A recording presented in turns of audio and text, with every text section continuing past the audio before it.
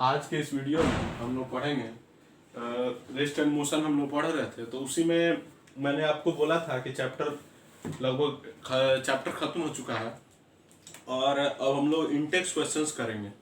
Intex question मैंने पिछले कुछ दिन पहले भी करवाया था कुछ, लेकिन आज फिर अब हम लोग फिर से शुरू से एकदम लगातार समापन की तरफ तक करेंगे उसको। तो एनसीईआरटी से हम लोग कर रहे थे इंटेक्स क्वेश्चंस। उसमें पहला मैंने दिया था आपको कि 100 पेज नंबर का इंटेक्स्ट 3 है वो करना है और 8.1 का एग्जाम्पल बनाना है। तो आइए मैं उन सब का सोल्यूशंस बता दूं आज के वीडियो में, फिर अगले दिन आगे के पेजेस को आप बनाइएगा, फिर उसका सोल्यूशन मैं बताऊंगा। पहला क्वेश्चन है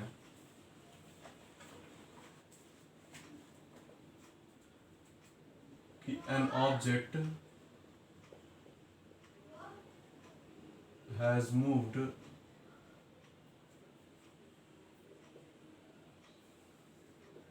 through a distance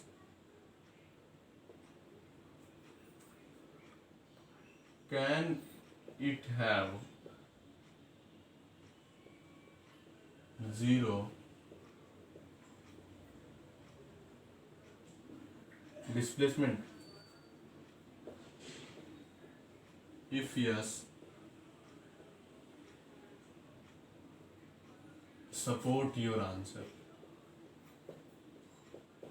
पहला क्वेश्चन ये है कि कोई ऑब्जेक्ट है, वो कुछ डिस्टेंस ट्रेवल किया है, बोल रहा है कि क्या फिर भी उसका डिस्प्लेसमेंट जीरो हो सकता है? If yes support your answer. तो हम लोग बताइए डिस्प्लेसमेंट कब जीरो होगा? जब इनिशियल और फाइनल पोजीशन क्या हो जाए, सेम हो जाए।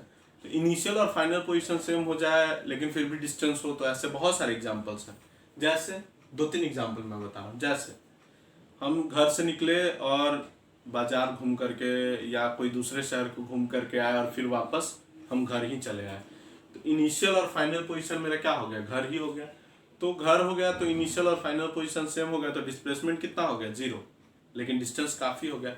वैसे ही आप लोग लिख सकते हैं सर्कुलर राउंड में। मान लिया कि हम 3 राउंड कंप्लीट किए, तो 3 राउंड मान लिया यहाँ से हम शुरू किए चलना। एक राउंड मैंने कंप्लीट किया, 2 राउंड कंप्लीट किया, 3 राउंड कंप्लीट किया। तो इन अ सर्कुलर ट्रैक, ठीक है, जब हम लोग मोशन करते हैं तो जो हमारा डिस्टेंस होता है वो होता है, लेकिन डिस्प्लेसमेंट क्या हो जाएगा? राउंड के बाद, हर राउंड के बाद 0, क्योंकि initial and final position are same. तो आप लोग लिख सकते हैं कि when a person performs run about a circular track, then after each and every round the distance is something, yeah, the distance has some magnitude, but the displacement is 0 because its initial and final positions are same। तो ये हो जाएगा। चलिए, इसके बाद second question है। इस आप लोगों के पास बुक होगा ही, मैं केवल बस ऐसा ही हिंट कर दे रहा हूँ। क्वेश्चन नंबर 2 है क्या farmer moves along boundary of a square feet of side 10 metre. एक स्क्वायर है जिसका हर एक साइड है 10 मीटर।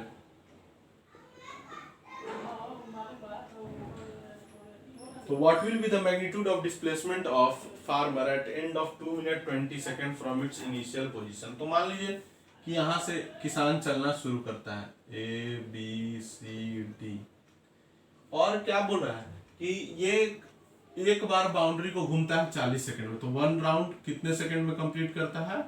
40 सेकंड्स में। तो 40 सेकंड्स में 1 राउंड, तो 1 सेकंड में 1/40 राउंड। हम लोगों के पास टोटल सेकंड कितना है? तो हम लोगों को क्वेश्चन में दिया हुआ है 2 मिनट 20 सेकंड। कितना दिया हुआ है? 2 मिनट 20 सेकंड। तो बताइए आप लोग, 2 मिनट को सेकंड में बदलने के लिए 60 से मल्टीप्लाई करेंगे और 20 जोड़ देंगे। 120 सेकंड जोड़ 20 सेकंड कितने हो गए? 140 सेकंड। अब आप बताइए 140 सेकंड में कितने राउंड? तो 1/40 इंटू 140, 20 से काट दिए 3.5 राउंड, 1/2 राउंड्स। यानी कि यहां से मान लीजिए चलना शुरू किया, 1 राउंड, 2 राउंड, 3 राउंड, 3.5 यहाँ तक आके कंप्लीट हो जाएगा। तो यहाँ पर फाइनल पोजीशन हमको मिल गया। क्वेश्चन में हमको पूछा है कि what will be the magnitude of displacement, displacement कितना होगा। तो डिस्प्लेसमेंट क्या होता है, ये हो गया मेरा ए हो गया इनिशियल पोजीशन और सी हो गया इस केस का फाइनल पोजीशन। डिस्प्लेसमेंट क्या होता है, इनिशियल और फाइनल पोजीशन के बीच का शॉर्टेस्ट डिस्टेंस। तो यही है सबसे शॉर्टेस्ट डिस्टेंस।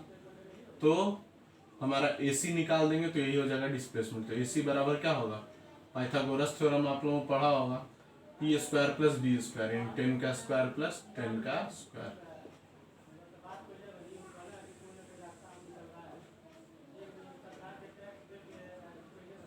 अंडर रूट 200, तो 100 इंटू 2, 100 का रूट 10 और रूट 2 मीटर। यदि आप लोगों को डेसिमल में निकालना हो तो 1.414 होता है, कैलकुलेट कीजिए तो 14.14 मीटर आंसर हो जाएगा। तो आप रूट 2 में भी छोड़ सकते हैं या आपकी इच्छा हो तो डेसिमल्स में भी आप रख सकते हैं। तो ये हुआ हम लोगों ने राउंड पहले निकाला, फिर 1 राउंड कंप्लीट हुआ, 2 राउंड कंप्लीट हुआ, 3 राउंड कंप्लीट हुआ, 3.5 राउंड कंप्लीट हुआ था। तो यहाँ पर 3.5 राउंड कंप्लीट हुआ। हम लोगों को निकालना था डिस्प्लेसमेंट। डिस्प्लेसमेंट क्या होता है, इनिशियल और फाइनल पोजीशन के बीच का सबसे शॉर्टेस्ट डिस्टेंस। तो सबसे शॉर्टेस्ट डिस्टेंस हम लोगों को यही स्ट्रेट लाइन मिल रहा था। तो AC क्या चीज हो गया, डायगोनल का काम किया। तो पाइथागोरस थ्योरम हमने लगाया जिसमें होता है p square plus b square. तो p square plus b square किया कैलकुलेट हमने, 10 रूट 2 आंसर आ गया। अब इसके बाद इसमें थर्ड क्वेश्चन इसको जिसमें ट्रू और फॉल्स है, आपको पूछे हुए क्वेश्चन में कि ट्रू कौन है और कौन सा स्टेटमेंट फॉल्स है। तो आइए उसको भी हम लोग देखते हैं कि किस स्टेटमेंट को हम लोग ट्रू के कैटेगरी में रखेंगे और किसको फॉल्स की कैटेगरी में रखेंगे।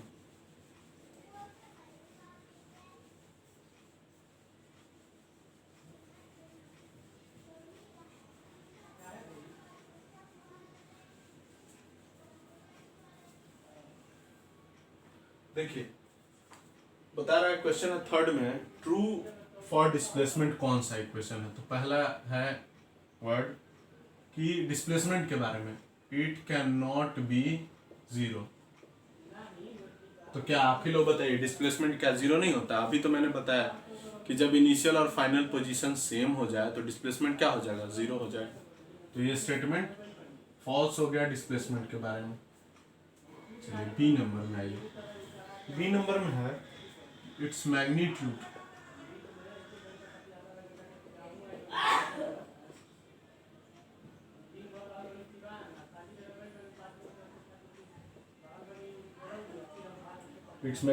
is greater than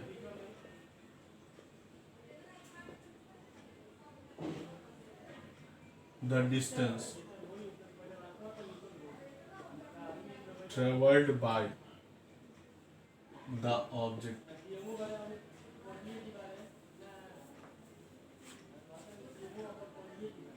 Its magnitude is greater than the distance traveled by the object. मतलब क्या बोल रहा है कि डिस्प्लेसमेंट जो है वो ग्रेटर हो गया डिस्टेंस से, ये कभी नहीं होगा।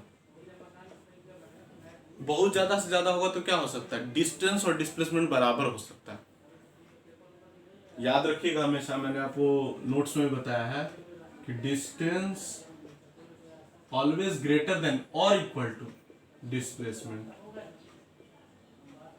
या तो बड़ा होगा नहीं तो ज्यादा बराबर होगा। बराबर कब होगा ये भी मैं बता दूं, बताया था मैंने ऐसे, लेकिन फिर आज डिस्कस हो रहा तो बता दे रहा हूं कि डिस्टेंस और डिस्प्लेसमेंट कब बराबर होगा। तो ये केस है स्ट्रेट लाइन मोशन का, स्ट्रेट लाइन मोशन। इसी केस में ये दोनों आपस में इक्वल हो सकते हैं, नहीं तो बाकी सारे केसेस में डिस्टेंस ही ज्यादा होगा, डिस्प्लेसमेंट कम होगा। अभी मैंने बताया ना आपको कि सर्किल में घूम रहे हो तो डिस्टेंस तो मेरा बहुत हो जाएगा घूमने के बाद, लेकिन इनिशियल और फाइनल पोजीशन सेम होने की वजह से डिस्प्लेसमेंट जीरो हो जाएगा। तो आप ही बताइए डिस्प्लेसमेंट कभी भी बड़ा हो सकता है नहीं। तो ये स्टेटमेंट जो है ये गलत हो गए, इसको आप लोग देख लीजिए। फिर एक बच गया एग्जाम्पल, वो मैं अभी आपको बताता हूँ।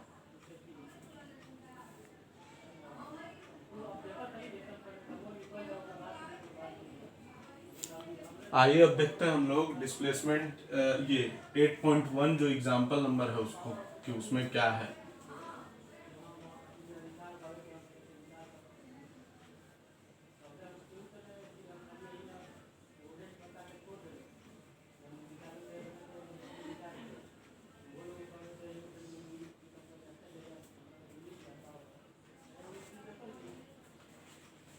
एट पॉइंट वन में हम लोगों का जो क्वेश्चन है वो है कि an object travels 16 meter. An object travels 16 meter in 4 seconds and another 16 meter in 2 seconds. Calculate average speed. देखिए क्वेश्चन में समझा दे रहा हूं मैं, थोड़ा सा केवल सिंबॉलिकली मैंने लिखा है कि एक ऑब्जेक्ट है जो 16 मीटर ट्रेवल कर रहा पहली बार में 4 सेकंड में, फिर दोबारा उसने 16 मीटर ट्रेवल किया 2 सेकंड में, यानी स्पीड बढ़ा लिया होगा। तो ये बताना है आपको है कि एवरेज स्पीड क्या हुआ। तो बस चुपचाप एवरेज स्पीड का फॉर्मूला हम लोग जानते हैं। एवरेज स्पीड इक्वल टू क्या बोलते हैं हम लोग, total distance covered by total time taken.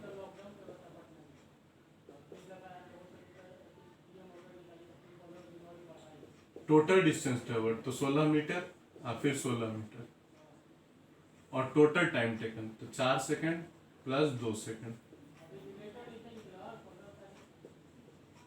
32 metre बटा 6 सेकंड। अब आप इसको काटिएगा, ये नीचे 3 बार में और ये 16 बार में, 16 बटा 3 मीटर पर सेकंड। डेसिमल में यदि आप करना चाहें तो 3 5 जा 15, 5.33 मीटर पर। बहुत ही आसान था। टोटल डिस्टेंस मैंने निकाल दिया, फिर टोटल टाइम निकाल दिया और सबको दोनों को डिवाइड कर दिया, आंसर हम लोगों का आ गया। अब जो आप लोगों को आगे बनाना है, इतना तो हो गया हम लोगों का, समझ में भी आया होगा। यदि दिक्कत होगी तो आप लोग पूछिएगा। आगे जो आप लोग करिएगा वो है पेज नंबर 102 होमवर्क में बनाइएगा, और एग्जाम्पल नंबर आप लोग बनाइएगा 8.2 एंड 8.3। इतना आप लोग होमवर्क में कीजिएगा इतना। फिर अगले वीडियो में मैं आपको इसके आगे की बातें बताऊंगा, जिसमें आगे के क्वेश्चंस है कुछ, और फिर उसके बाद हम लोग उसके आगे बढ़ेंगे।